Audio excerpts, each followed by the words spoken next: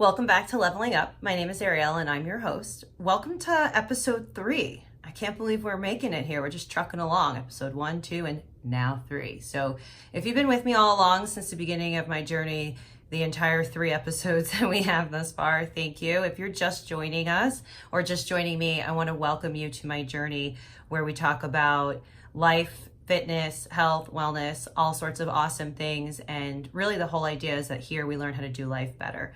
So for episode 3, I'm calling this the rise and hopefully fall of hardcore fitness culture. And I wanted to use this episode as an opportunity to have a dialogue about the fitness world in which I reside and you reside in too. If you are a recreational fitness person, and whether you're an athlete, bodybuilder, competitor, whatever you are a fitness person. And whether you work out at home, if you go for a run on the street, it doesn't really matter. You are an athlete and you are a fitness person. And I wanted to have a conversation about what we call hardcore fitness. And hardcore fitness is what has given way to a term called the rise of fitness culture. And I want to emphasize the culture part because the word cult, right? And if you think about the word cult, a cult involves a group of people who are like-minded, who may sometimes be blinded or obsessed by a greater cause. And they band together and they have their own terminology and their own way of life. And they might even eat a certain way. Like, for example, people called CrossFit a cult because CrossFit, they don't call them CrossFit gyms, they call them CrossFit boxes. And CrossFit has its own lingo, its own vocabulary. CrossFitters typically eat a paleo lifestyle.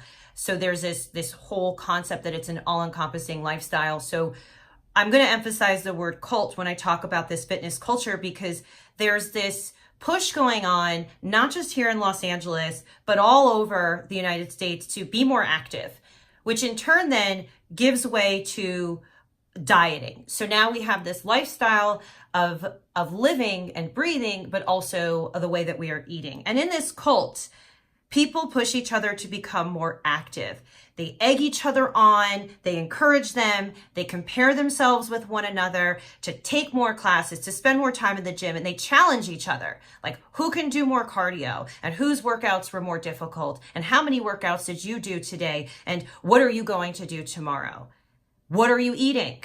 What are you going to eat or not going to eat? Or what did you eat? Or what's your pre-workout, post-workout, your supplements? Like this whole dialogue. And that is the rise of hardcore fitness. It's this obsession. When I say this obsession, I'm sure you've seen on social media that it's like, hashtag no days off, hashtag no pain, no gain, or, sweat is fat crying. And, I don't even know anymore, but I'm just going to say is like, feel the, sweat is fat crying. I hate that one. I hate that absolute saying with every bit of my existence. Sweat is fat crying. No, I mean, that's not what it is. But this is perpetuated by social media and especially with the hashtags, and specifically Instagram is responsible for this excessive training. And I say not just Instagram, but social media in general, where we document our workouts, where we record our workouts, where we film each other, where we post pictures of ourselves on the stair machine, and then we take pictures of how many miles we ran, and then we feel the need to post, every meal that we eat or that we didn't eat. And there's this constant public validation, but what's happening with Instagram is that it's leading to people to overtraining. And this overtraining, it isn't fitness anymore. It's a chase after, a curated image on a 4-inch screen that's between our thumbs. And, somewhere along the way, we didn't think that we looked good enough. Somewhere along the way, we saw an image, we looked at something, and we thought that I need to look like that. And when I look like that, everything in my world is going to get better. When I look like that, I'm going to have the girl or the guy. And when I look like that, I'm going to be happy. And when I look like that, I'm going to make more money. And the sad reality of it all is that looking a certain way does not render those things.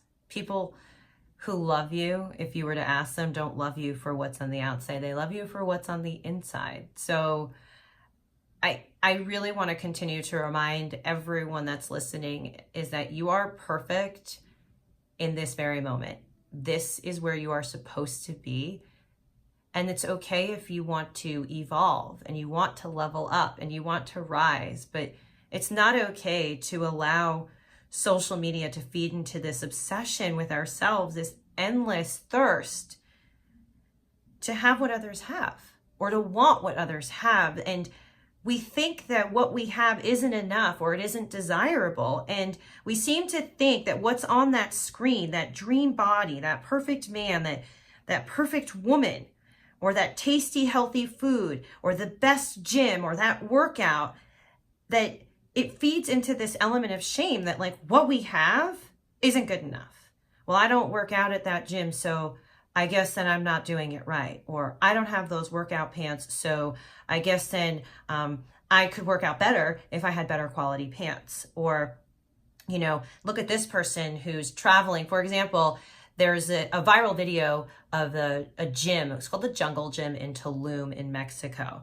And there's these like wood weights and these stone weights. And there's all these like influencers all over the world who go and they take videos of themselves inside or outside on this beach working out at this jungle gym. And people will flock to Tulum because they want to go to the jungle gym. Well, let me tell you, I went to the jungle gym. It's not all that it's cracked up to be. It's some weights on a beach. That's it.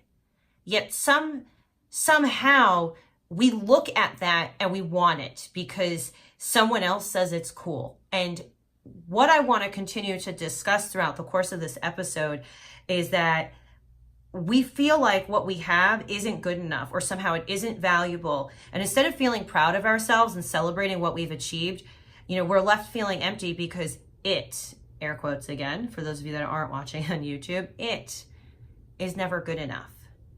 So this hashtag instafitness has developed from insta-famous personalities. Many of you, I know many of you know this, but Instagram was down last week for like 10 hours. It was a big deal. Everyone's refreshing their feed. People are freaking out, melting down, myself included. I was like, oh my God, who am I? I'm kind of being a little bit dramatic here, but you know, what if Instagram was deleted? What happens to these Insta models, these Insta famous, Insta fit personalities? So much of the fitness world right now is governed by these Insta famous personalities. And something that I want to bring up is that many of these people don't hold qualifications or certifications and credentials to be dispensing training advice. And they're called an influencer. And they're influencing you to buy this product, to buy these clothes, to use their discount code for this protein powder because they have a platform of hundreds of thousands and maybe even million of people while they're peddling, and I use the word peddling their whatever. And most often what they're peddling is this one size fits all kind of programming. So, you know, if you subscribe to my fitness program for $29.99 a month, you're going to get a program from me, made and designed by me. And while those Instagram personalities are brilliant marketers, undoubtedly beautiful human specimens, what they're really saying is buy my program and you will look like me. And that's what I hear and that's what I think when I look at these programs or I look at these big box accounts. You know, it says buy my program and these right here, this body is the result. My program is going to make you happier because you will have that bikini body that you always wanted. That's what I think of when I see that. And the reality is we need to be real. 1, that's not possible. 2, that's not happening. And 3, it's not realistic. It's not realistic. So while you may see, you know, results initially when you buy a program, and I don't want to devalue anyone's success or hard work. That's not what I'm saying here. Those results from these one size fits all programs won't last because one size fits all programming can't work. And I'll get into the reason why it can't work in a second, but I want you to hold that thought because I want to talk about this concept of the influencer. There was a recent scandal about a Instagram model / fitness personality named Brittany Davis out of Texas. Now, Brittany Davis has 500,000 followers on Instagram, and she's an influencer. And she was recently brought up on egregious charges of stealing from customers that bought her program and never delivering the product. Part of the allegations against her were that she guaranteed 24/7 accessibility to her, so you could like text her and call her and, you know, she'll respond to you and all those kinds of things. But the thing is she says this, and I did a lot of research on her over the last, you know, month and a half or so, that, you know, she became so overwhelmed by the influx of people trying to, you know, reach her, get a hold of her, who wanted, you know, a little piece of who she was, that she got overwhelmed and she couldn't handle the volume. But the thing is she took people's money. If you go to her Instagram page, which I've gone to it, I don't follow her, and I would never follow her because she doesn't resonate with me. And I'll talk about influencers and who resonates with me and why or why not later on. But the thing that I found profound was I wanted to read the comments in the last month and a half on her page, and it's heartbreaking. There's these women all over the world that bought into her dream, that bought into her false promise of, buy my program, you will look like me. And the part that breaks my heart is that not only did you sell them something that was a lie, you didn't sell them anything. These people didn't get anything. And for a lot of these people, they wrote that like, my 16-year-old daughter saved her money to buy your program, and you know, you can't even refund the money. And that's the thing, she's not refunding money. So this term influencer in this fitness day and age, like, we need to reevaluate who we call an influencer. Like, to have influence, to me, I think of influence as a term that has the ability to empower, inspire, to enact change. To influence means to create something in the aspect of it lights a fire in someone. It's like a domino effect, that you lead by example and other people want to follow. You have influenced them with your expertise or your dynamic energy, or you've inspired them by using your story to influence them to make change. To influence, to me, isn't selling protein powder, isn't selling a program, because as I've mentioned before, that a lot of these people that are selling these programs are not qualified. And in this case with Brittany Davis, you see that not only was she, listen, I don't know if she's not qualified, I don't know her credentials, but she was not qualified to be able to deliver on a product. And that's stealing, and that is wrong. So I think in this rise of this fitness culture, how and where, when we spend our money needs to seriously be regulated, or we need to think about how we spend our money. So coming back to my other thought, where I was talking about that this one size fits all program doesn't work. And here's why. Let's liken it to education, because I know you guys know that I'm a teacher. And for those of you who are just tuning in, I am a full-time teacher as well as a fitness professional.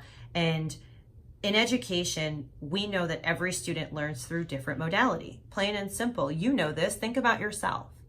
How do you learn best? I know for myself, I'm visual and kinesthetic. I do not learn just by listening. To me, hearing things is super abstract. Reading things helps, but I have to annotate it deeply. Every single person is distinctly different. So we know in a classroom that some students have, aids, they have a one-on-one. Some students are special education and they receive different services, or a self-contained classroom. Some students are highly gifted. Some kids are honor students. Some are in a magnet program with a very specific focus.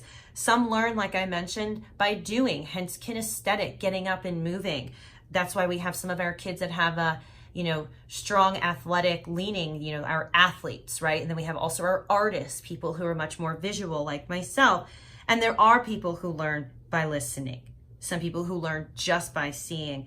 And well, just like anywhere else, we have some who don't put in the work and then wonder, why we aren't doing well, or why am I not passing? And it's the same in the fitness world. Doesn't it sound familiar? Oh, I don't want to diet and I don't want to exercise, and why don't I see changes? it's the same thing, fitness and education, right? So a one size fits all approach to either, whether it's a fitness program or whether it's to employing educational advice or educational academic content rather, that, programming for our bodies and the classroom must be differentiated to achieve results, period. Everybody, and I'm going to emphasize the body is different. We require personalized attention, right? So when I say personalized attention, we require personalized attention for our unique bodies, and we also require personalized attention in education. We all learn at different rates, different paces, through different styles, and in fitness, it's the same way. Your goals should be designed for your body based upon where you want to go and what you want to do with your body. Your health history plays a role and so much more. So in order for a fitness program to be effective beyond the short term with lasting results, an expert needs to take the time to tailor workouts, to readjust workouts, to check in with you, to reevaluate your macros and other approaches to eating to ensure safe, effective, and long-lasting results. And trust me, and I say trust me, that the wrong coaching can mean all the difference in your long-term health and well-being, as I'm living proof of someone who was coached by someone who basically gave me a version of her workouts as well as her diet. And it worked initially. And this was for my first bodybuilding show. I hired a completely brand new, inexperienced coach.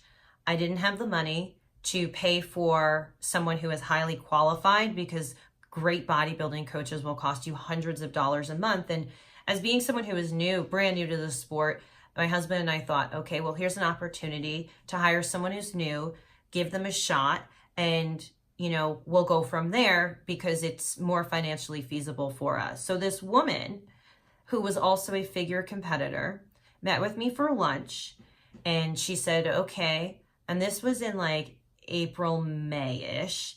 She said, okay, well, I'm thinking an 11-week prep for you. So you'll do a Labor Day, September? Labor Day. You'll do a Labor Day show, and, we'll get you started with a diet and a program, and you're going to train 6 days a week, and you're going to drink a gallon of water. And she gave me her program and her diet. And initially the weight melted off. I mean, within a month, I was looking awesome. Within a month and a half, I was looking great. So like by end of July, I had visible abs. My booty was small. I had trimmed down so much and so fast. And, after about 6 months after the show, I tried to stay as vigilant as I could to my diet, but you can't stay on a bodybuilding prep forever.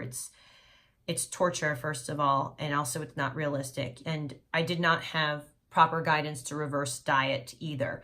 But my point about inexperienced coaches and people who are not qualified is 4 weeks before my show, this woman dropped me because I was telling her I was really hungry and I was really depleted and I was having a really hard time. And 4 weeks before my show, she tells me, I don't think you have what it takes to be a bodybuilder. Unfortunately, I'm going to discontinue working with you.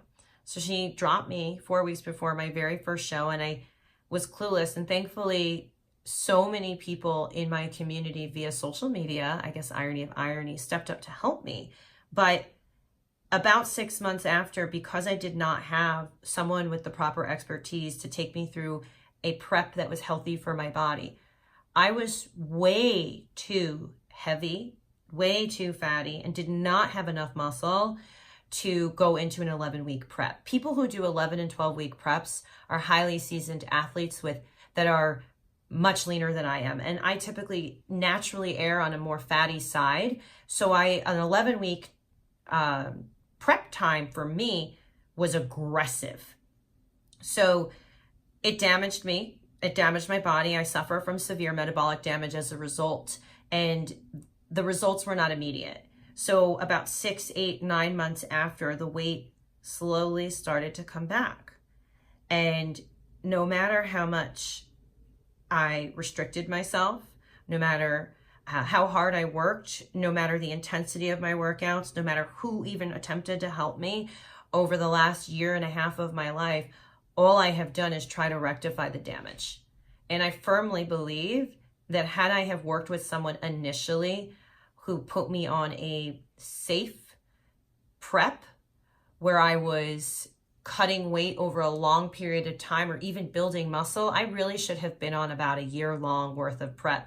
11 weeks where I was at my starting point was most definitely not an appropriate time frame for me. It was dangerous, and now I have to sit here and deal with the results of it.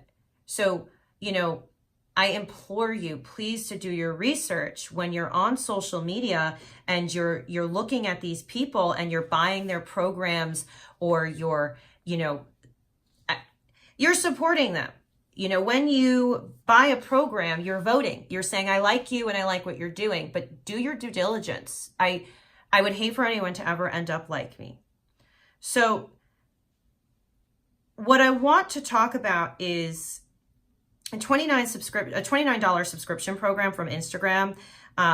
As far as I'm concerned, is not enough for you or for me.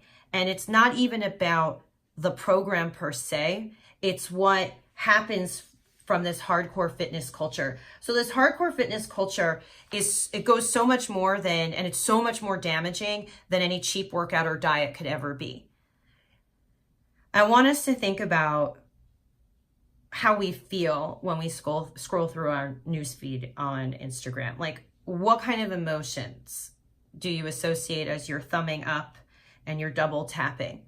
And what we see is toned and tanned bodies on a beach, on top of a mountain, looking off pensively, flexing and lifting their shirt to reveal abs, or even someone like cooking in the kitchen with their shirt off, or, their shirt up and saying, hashtag abs are made in the kitchen, or even posing provocatively for that perfect booty shot. And I know you girls, what I'm talking about, with this like arch in your spine and your booty pops out and you're looking over one shoulder and it's from the side. And I mean, I'm guilty of it, but all of these things in this fitness imagery that's being, cranked out has harmful effects on us. It has harmful effects on our confidence, on our self-esteem, on our body image, and our self-worth.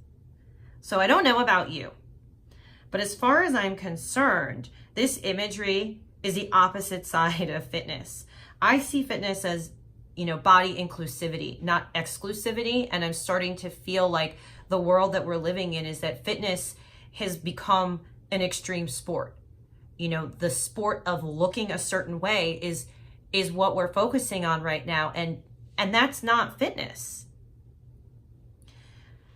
Instead of excessive exercise and dramatic weight loss and disordered eating that we're celebrating and promoted like badges of honor, we look at that as someone thinking that that's mental grit and determination, when in reality it's completely warped.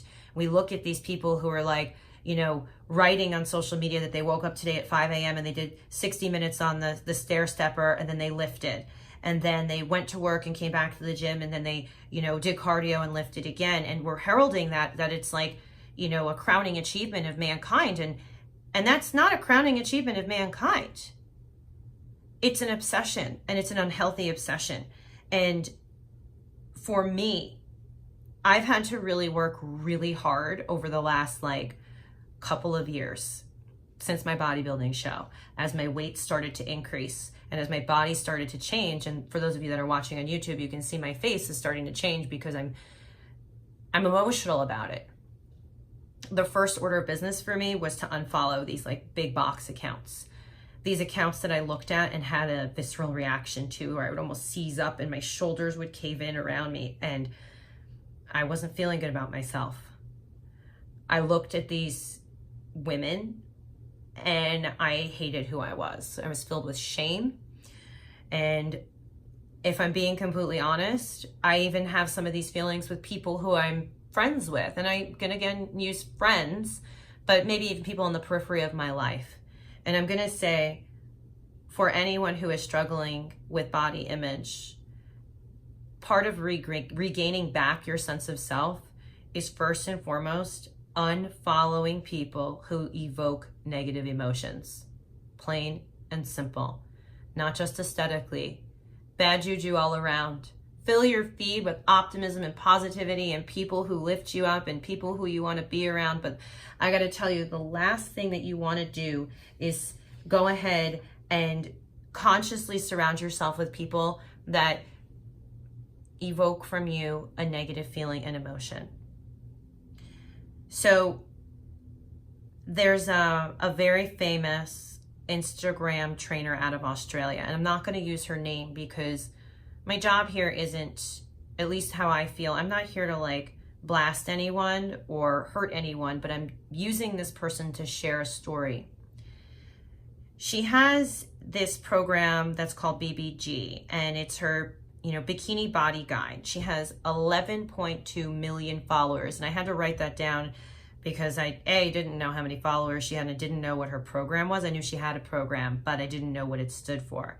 So this woman who over the years occasionally would pop up in my sponsored feed, or like my best friend would send me some of her workouts, and I think she follows her, and we talked about her, and I'd say, I just don't get it.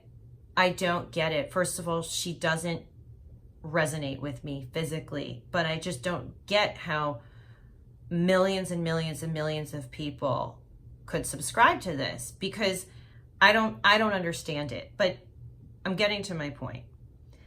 She's only 5'5". Now, I'm only 5 feet, but 5'5" isn't tremendously tall. But given the way her videos and her images are portrayed, she looks easily 5'8", 5'10", 6 feet tall. And we know that, again, Instagram is an image. It's a carefully curated image. And I always say that, a carefully curated image that we choose to share with the world. Nobody's going to share their worst side or their bad side. Everything that we're going to share is going to be us looking at least what we believe to be our best side. So her body type is very different than mine. I'm short and I'm dense, and this woman is what I thought was tall, when in reality she's 5'5", but she's got very lean, a softer frame, softer muscle. I like CrossFit-esque kind of physiques. I like, bolder shoulders, and I like, wings, which would be lats. I like teardrop quads. And that is just a preference of aesthetics that I celebrate. And I celebrate that because as a woman, for a woman to be able to get to that level, to have that kind of definition, it has taken so much hard work in the gym and a manicured diet that is success. But this woman and I look completely different. So I don't follow her because I don't think that her workout program would work for me. I look at her body, and while she has a very lean physique and she's a beautiful woman, her approach and her workouts aren't for me.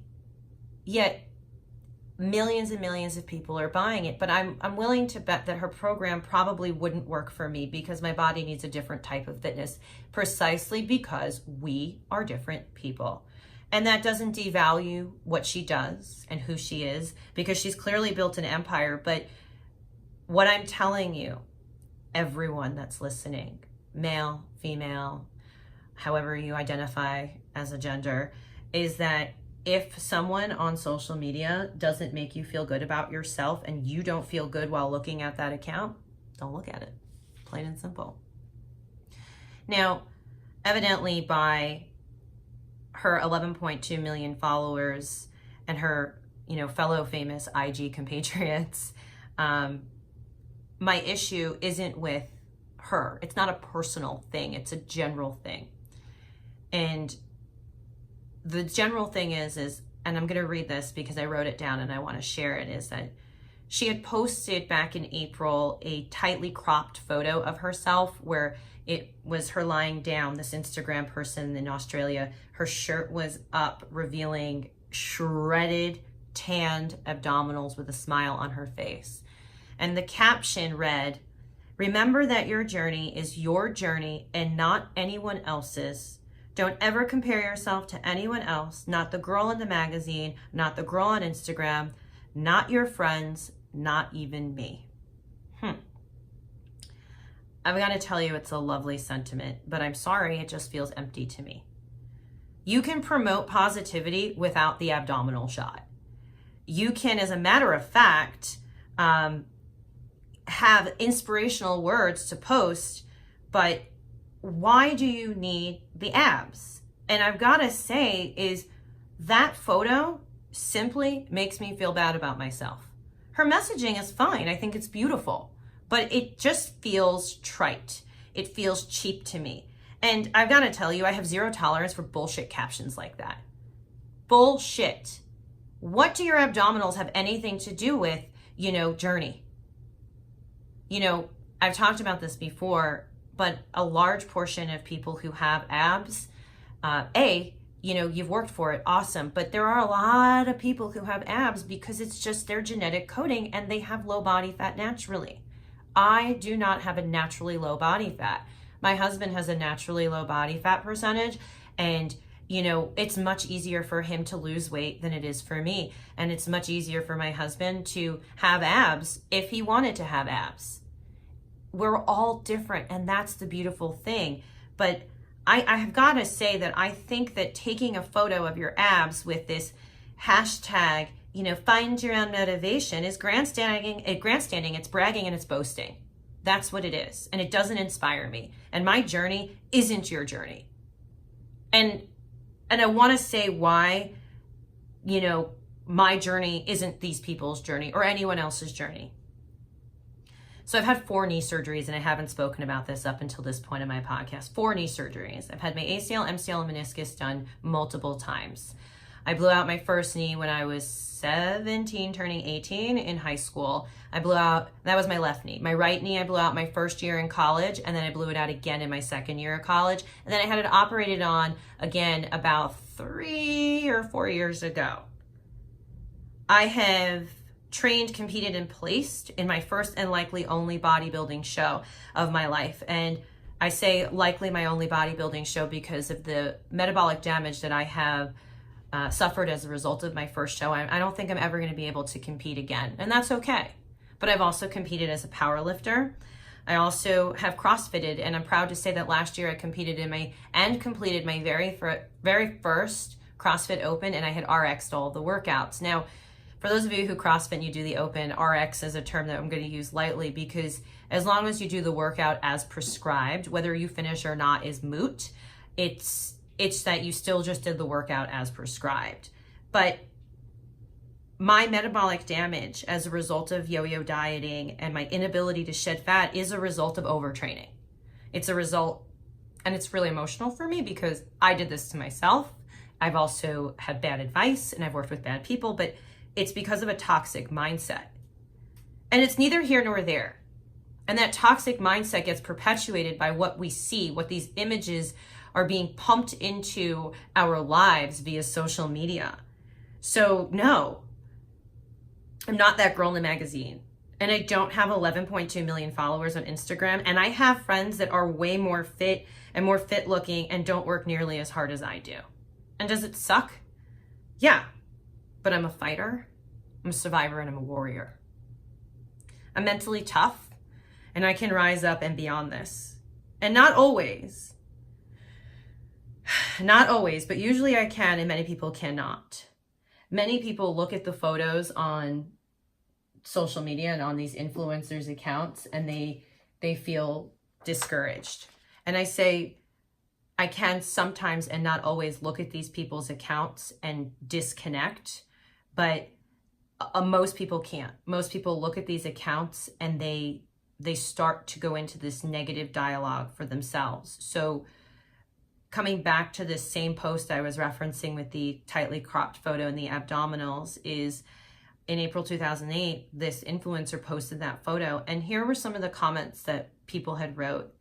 Literally, work out every day and nowhere near as fit looking as you. I wish I was so skinny. Please help me. I would do anything to look like you.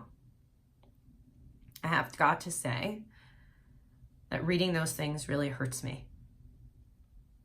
Clearly the intended messaging is getting lost, and it's evident by those comments. And those were just 3 of hundreds of thousands. There was 1,500 comments on that photo.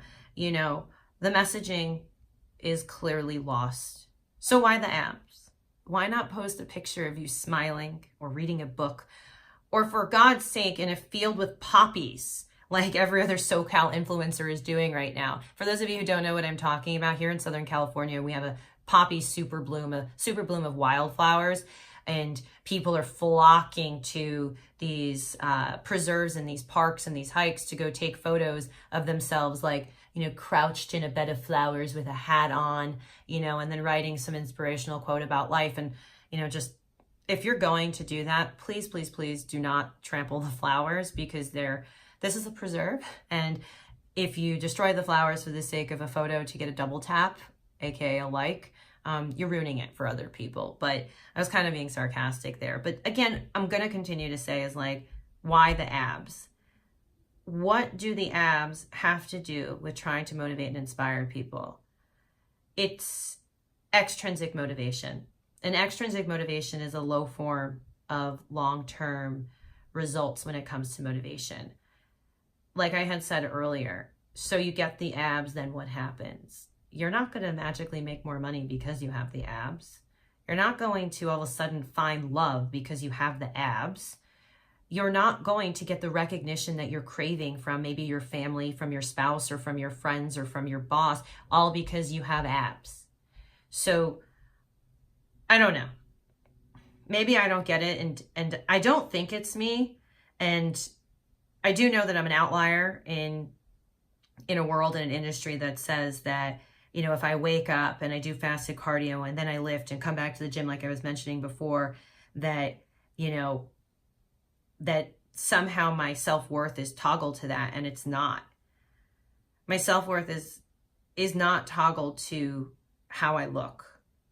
And it's a really hard thing to say, because I do struggle with that on a daily basis. We all do. We all struggle with, my gosh, I'm working so hard and I don't look this way, and why isn't it happening? And then we go down this rabbit hole and it seems like you can't ever come back. But I want to ask you is, how does an obsessive gym life and looking a certain way contribute to the legacy that you leave behind in this world? How? For God's sake, I sure as hell hope that at my funeral, you don't talk about how I looked. I would hope that people would revel in the things that I did in this world, like the children that I got to college, the way that I lived my life with honor and integrity and dignity. I sure as hell hope that nobody spends their time talking about the car I drove or where I lived, because none of that matters. And this world that we live in with these influencers is we must take back our power. And we must not let these influencers continue to have that influence over us, to derail us, to make us feel bad about ourselves, to make us feel like, we are less than who we are and who we should be. So we need to take back our lives, and we need to do that by restoring balance to our fitness regimens. So working out every day, multiple times a day, with the incessant need to post how much you lifted or how light it was because it wasn't a heavy day, and oh my God, I took 3 group fitness classes today, tells me that you're missing the point of life, health, and wellness. Because life is meant to be lived, my friends, and you can't live life if you're always in a gym. Sure, I'm going to say that like training for a show or a competition is really important, but if your life revolves around skipping social engagements, or you're fearful of missing a workout because it's going to derail your progress, then it makes me sad for you. It also makes me worry about your psychological state, but that's not living. It's not living if everything revolves around your boiled chicken breast and your rice and your steamed broccoli.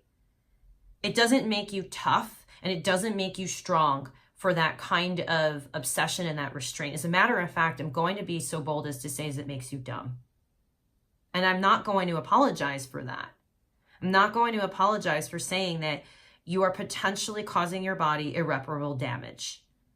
Overtraining can lead to so many things, and I've experienced, if not all of these, more. So I want to just kind of talk about what it does. I've mentioned metabolic damage, but what else that overtraining does is that it can make it nearly impossible for you to ever see results.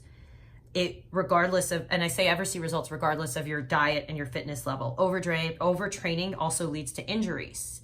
You never quite heal. Something always hurts. Your rotator cuff and this and that, and it comes from excessive use. You're held together with KT tape and you're wearing a brace, and you come home and you're icing and heating padding every single day, but you're not an Olympian because you're working too hard.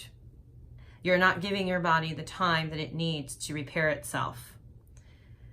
Overtraining can lead to adrenal fatigue, plateaus, depression, fatigue and lethargy, excessive soreness, aches and pains, and so much more. So I'm sitting here and I'm thinking, this is the polar opposite of what fitness is supposed to do and be. Fitness is designed to extend our longevity. It is designed to keep our hearts and our minds healthy. It's designed to help us. And if I'm talking about this pendulum that has swung to the other side in this hardcore fitness realm, this rise and what I hope to soon be the fall of hardcore fitness culture, is up to us. It's up to you, it's up to me, and it's up to everyone to hold others accountable to a truly healthy and well-rounded fitness program and to celebrate movement. And I say celebrate movement because it feels good. Because lifting weights builds bone density. It's what's going to keep women healthy as they age and prevent them from developing osteoporosis. It's also going to help men from decreasing muscle mass as they age. It's also going to be functional, first and foremost. Like, functional movement is essential to, hence the term functional, right? It's a great way, fitness, to disconnect. It's a great way for you to just forget about life and just blow off steam. It's detoxifying, but above all, like, fitness is supposed to be fun. If you're dreading your workouts, that's also a part of overtraining. But if you're like begrudgingly going to the gym, and let me tell you, I have gone through countless workouts where I had been crying through what I was doing. I would be on, the treadmill at 6 a.m. in the morning, and I had to put on Backstreet Boys because Lord knows that was the only thing that was going to get me through it. And I was literally crying as I was sweating. And I make a joke sometimes in my fitness classes. It's like, if you're crying, nobody knows. Is it sweat or is it tears? And it's a joke, but like, your workout shouldn't make you cry. Like, you shouldn't cry because you're upset. You shouldn't cry because you don't want to be there. Fitness isn't about never taking a break. That's not what this is about. Our muscles need rest in order to grow. When we work out, our muscle fibers tear. And when they tear, when we are sore, is when they are, and we are resting, is when they are repairing themselves and healing. And what happens when we rest is it allows those muscle fibers to heal, to effectively build muscle. But if we don't rest, and we're constantly tearing those fibers and not allowing them the time to repair themselves, you're never going to see the progress that you hope to see. And it's going to lead into this massive cycle, as I've mentioned before, of you're going to work harder, you're going to restrict even more, and you're going to continue to get sicker, more tired. And I say fatigue and lethargy because for the last year and a half, and first, I've suffered from extreme brain fog. I would literally be coaching a workout and had no idea what I was doing. I would literally be in the middle of it, timing something, and be like, oh my God, what are we doing? And that's not what it's supposed to be. And that was because I was taxing my body to a level that, it didn't need to be taxed because I wasn't seeing the results and I went into freak out mode. Fitness is about moving better in our bodies and nourishing it with wholesome food that keeps our mind and body fueled. So what I'm asking of you, my friends, and what I'm asking of you, my listeners, is, will you join me? Will you join me in committing to restoring integrity to your life? Will you join me in rewriting the narrative that you tell yourself when you choose to skip a workout, that it's okay to skip a workout? Will you join me to treat yourself with kindness, compassion, and positivity? That you're not stupid, you're not ugly, you're not fat, you're not lame because you can't do something yet in the gym. What we tell ourselves is crucial to our success because thoughts become things. Our thoughts determine our reality. So be mindful of what you tell yourself, because what you tell yourself you believe, and what you believe is what you manifest. It's what happens. So I want you to join me in choosing to surround yourself with people and images that evoke feelings of inspiration, hope, excitement, and joy. So my question is can you do that? Can you choose you? Can you choose to say that I want to feel better about myself and know that I can take steps to make that happen? So I hope that you will join me in cleaning out your newsfeed, following inspiring people with accounts that promote genuine, well-rounded messages of health, wellness, fitness, and body positivity. As I mentioned before, body inclusiveness, because fitness is about inclusivity. I hope that you will join me on this journey of rewriting the narrative, or rewriting the tale we tell ourselves in this extreme world of fitness in which we currently reside, and lead our own quiet revolution, because together we are stronger and together we can do this.